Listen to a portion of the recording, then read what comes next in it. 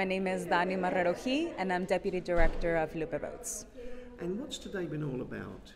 Yeah, so today we announced our endorsements for the 2024 primary elections.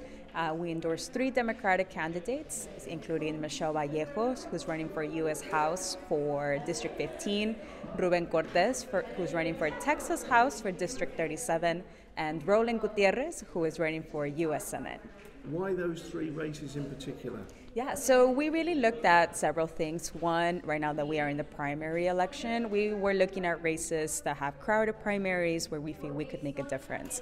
And so we found that with Ruben Cortes in State District 37 and Roland Gutierrez, who's running for U.S. Senate. And so we found that these 2 candidates stand with our values and are willing to be risk takers. And both of them have a track record that perfectly aligns with our platform and what we stand for. Ruben Cortes in particular, he introduced Mexican-American studies in schools for kids to learn about Cesar Chavez and Dolores Huerta, who of course are the leaders of our movement. And Roland Gutierrez, after the massacre in Uvalde, he became a leading voice on trying to prevent gun violence, has a thorough immigration plan. And then our third candidate, Michelle Vallejo, who of course we nominated in 2021 to run for Congress, and we believe she learned a lot of things the first time and still stands with our values. So the process to get to those choices, you've got a big membership. Do you have like house meetings to gather input from your members and supporters? What's the process leading up to the choice? Sure. So our process, we created a committee of diverse local leaders who helped vet the people who applied, then participated in the interview process with the candidates, and then ultimately provided a recommendation to our board of directors of the organization.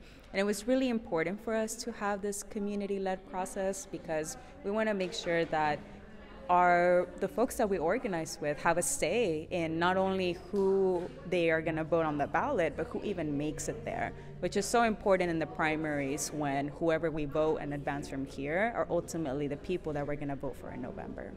So the primary elections are just around the corner, very coming up very soon now.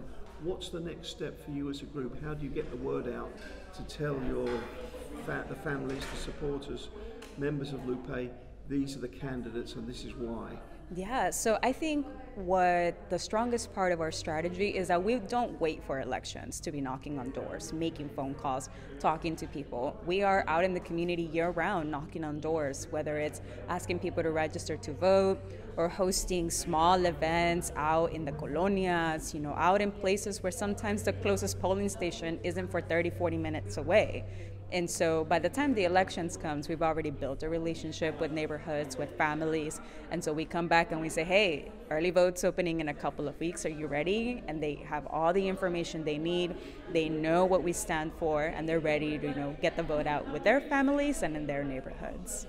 And in working on these campaigns and following all the news about this election season, an overview of how much interest here in the Rio Grande Valley is there in the elections. I mean, do you hear the cry from families? We know we have to vote. We want to vote. We need change, etc.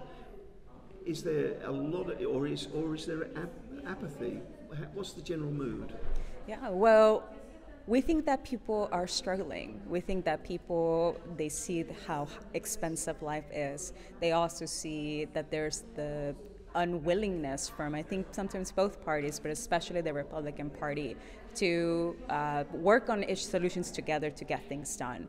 And so, yeah, we're having difficult conversations with people where they say, like, hey, the last 4 years, I'm not sure if my life has improved, right? And the president before that also made things worse. And so why should I go out and vote? And what we tell people is that when we vote, we're not looking for saviors. We're not looking for people who are just going to come and fix everything.